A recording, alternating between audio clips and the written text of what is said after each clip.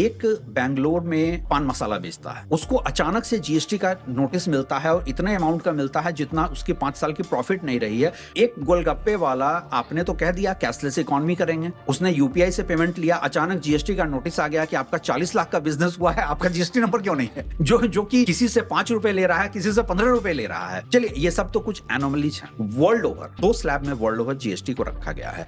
एक होता है एसेंशियल कमोडिटीज, एक होते हैं लग्जरी आइटम्स। तो लग्जरी आइटम्स थोड़ा सा हायर होते हैं, एसेंशियल कमोडिटीज कम होता है। हमारे यहाँ 6 स्लैब हैं, उसके सब स्लैब्स हैं, वो एक अलग इशू है। मैं पूछता हूँ आपकी लग्जरी आइटम की परिभाषा क्या है? क्या स्कूल जाने वाले बच्चों की कॉपीज स्टेशनरी को आप लग्जरी आइटम मानते हैं? उस पे 18% का लग्जरी आइटम का जीएसटी कैसे है? तो ऐसा लग रहा है कि बस देश चल रहा है, कैसे चल रहा है, कोई थॉट प्रोसेस है नहीं है, मुझे नहीं समझ में आता है।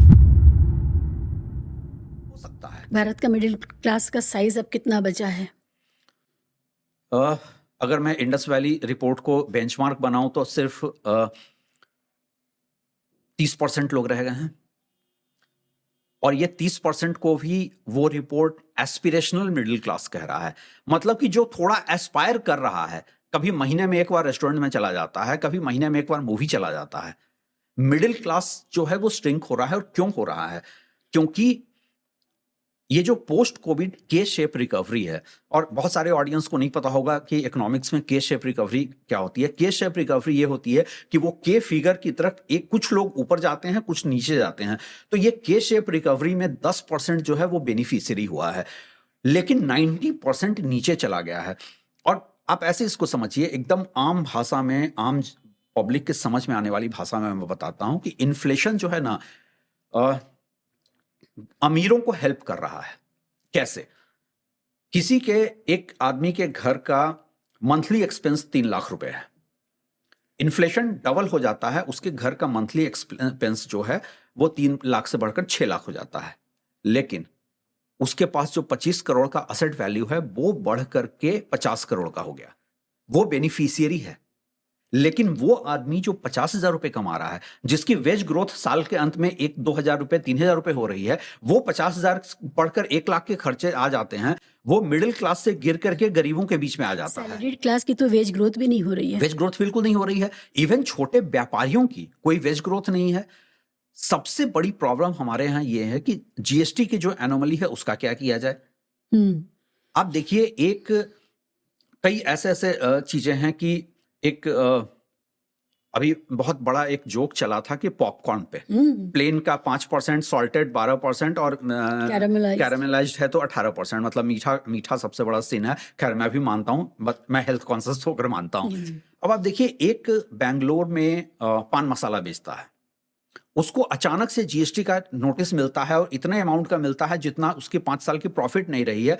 ग्राउंड ये है कि उसका पान मसाला एक पर्टिकुलर फ्लेवर का है, उस फ्लेवर में इतना परसेंट का, 18% का है। एक गोलगप्पे वाला आपने तो कह दिया कैशलेस इकोनॉमी करेंगे, उसने यूपीआई से पेमेंट लिया, अचानक जीएसटी का नोटिस आ गया कि आपका 40 लाख का बिजनेस हुआ है, आपका जीएसटी नंबर क्यों नहीं है? जो कि किसी से 5 रुपए ले रहा है, किसी से 15 रुपए ले रहा है। चलिए ये सब तो कुछ एनोमलीज हैं। वर्ल्ड ओवर जो जीएसटी का एक स्लैब बनाया गया है, 2 स्लैब में वर्ल्ड ओवर जीएसटी को रखा गया है। एक होता है एसेंशियल कमोडिटीज, एक होते हैं लग्जरी आइटम्स। तो लग्जरी आइटम्स थोड़ा सा हायर होते हैं, एसेंशियल कमोडिटीज कम होता है। हमारे यहाँ 6 स्लैब हैं, उसके सब स्लैब्स हैं, वो एक अलग इशू है। मैं पूछता हूं आपकी लग्जरी आइटम की परिभाषा क्या है? क्या स्कूल में पढ़ने, अभी जब एजुकेशन की बात कर रहा था, क्या स्कूल जाने वाले बच्चों की कॉपीज स्टेशनरी को आप लग्जरी आइटम मानते हैं? उस पे 18% का लग्जरी आइटम का जीएसटी कैसे है? तो ऐसा लग रहा है कि बस देश चल रहा है, कैसे चल रहा है, कोई थॉट प्रोसेस है नहीं है, मुझे नहीं समझ में आता है। जीएसटी इस देश में सबसे बड़ा डैम्पनर है, और यही वजह है जो आप कहते हैं कि हमारे यहाँ कैशलेस, हमारे यहाँ पैरेलल इकोनॉमी चलती है। पैरेलल इकोनॉमी लोग मजबूरी में चलाते हैं।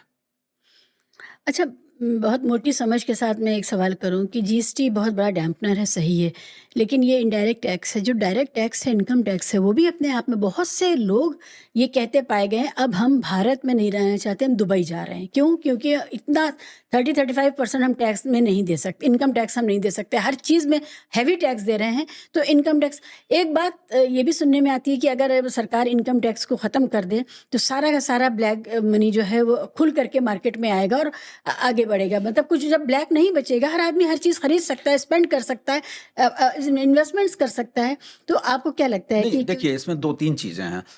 मैं इनकम टैक्स को खत्म करने के फेवर में कभी, हालांकि सुब्रमण्यम स्वामी जैसे लोग, बेटर इकोनॉमिक्स जानने वाले लोग भी कहते हैं, लेकिन मैं उससे सहमत नहीं हूं। मेरा मानना है कि आपको जीएसटी को रैशनलाइज करना है। उसकी वजह बताता हूं। इनकम टैक्स वो दे रहा है जो इनकम के ब्रैकेट में आ रहा है, जो हायर इनकम ग्रुप है। जीएसटी एक रिक्शा वाला, ठेला वाला जो 5 रुपए की बिस्किट खरीद रहा है, वो भी वही जीएसटी दे रहा है जो जीएसटी इस देश के बड़े पूंजीपति दे रहे हैं। लेकिन जो 13 लाख सालाना कमा रहा है वो भी तो देगा अब उस पर इनकम टैक्स। वो बेचारा क्या कमा रहा है? उस पर भी आता हूं। देखिए,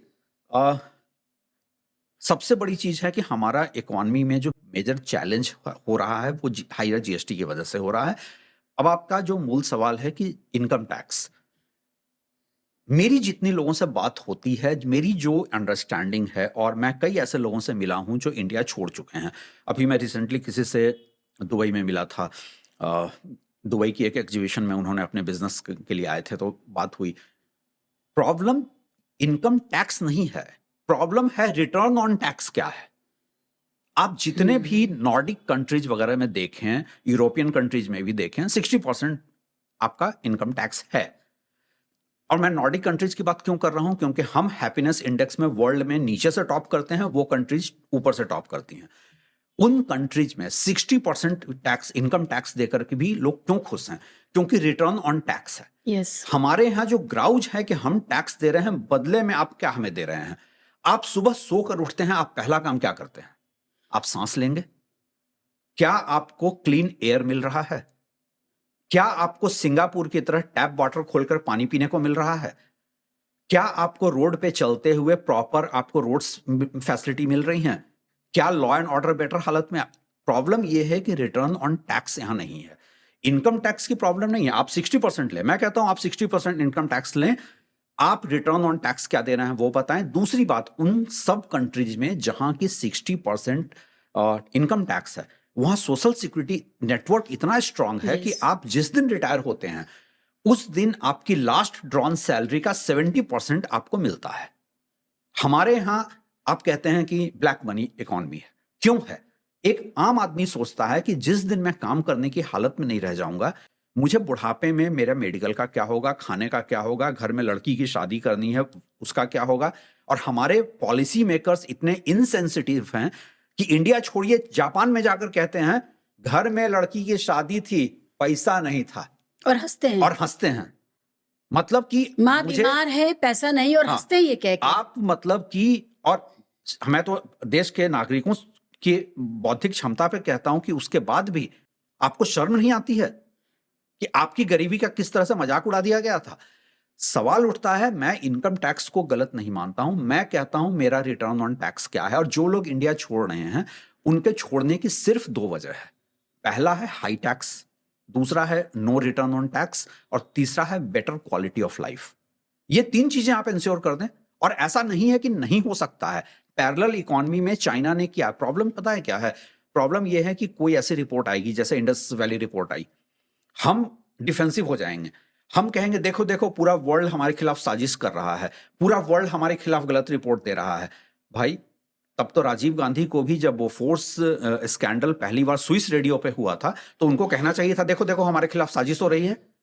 चाइना में 1982 में यूनिसेफ की एक रिपोर्ट आई थी कि यहां पे भूखमरी की हालत है। चाइना ने यह नहीं कहा था यह इंटरनेशनल कॉन्स्पिरेसी है। चाइना ने उसको ओवरकम करने के लिए वर्ल्ड के कई कंट्री में डेलीगेशन भेजा था, इंक्लूडिंग, जो लोग नहीं जानते हैं उनको आश्चर्य होगा, इंक्लूडिंग इंडिया। और इंडिया में क्या सीखने भेजा था कि ग्रीन रिवॉल्यूशन कैसे हो सकता है। तो चाइना ने अपने कुछ उसको एक चैलेंज के तौर पे लिया। प्रॉब्लम ये है कि आप किसी भी कमी को चैलेंज के तौर पे कैसे लेना ही नहीं चाहते हैं। सी, जब तक आप एडमिट नहीं करेंगे कि प्रॉब्लम है, मेरे कुछ हेल्थ इश्यूज हैं, अगर मैं ये एडमिट ही नहीं करूंगा कि मेरे हेल्थ इश्यूज हैं, तो मैं कभी डॉक्टर के पास नहीं जाऊंगा, मैं कभी दवा नहीं लूंगा।